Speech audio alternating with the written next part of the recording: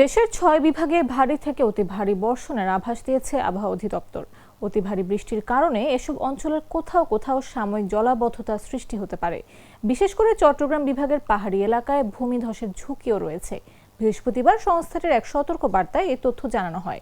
এতে বলা হয়, দেশের অভ্যন্তরে বজ্রমেঘ সৃষ্টির প্রবণতা অব্যাহত থাকায় আজ দুপুর ১টা থেকে পরবর্তী ৪৮ ঘন্টায় ময়মনসিংহ, ঢাকা, খুলনা, বরিশাল, চট্টগ্রাম ও সিলেট বিভাগের কোথাও কোথাও ভারী থেকে অতি ভারী বৃষ্টিপাত হতে পারে। এছাড়া ভারী থেকে অতি ভারী বর্ষণের কারণে এসব এলাকার কোথাও কোথাও অস্থায়ীভাবে জলাবদ্ধতা সৃষ্টি হতে পারে এবং চট্টগ্রাম বিভাগের পাহাড়ি এলাকার কোথাও কোথাও ভূমিধস হতে পারে।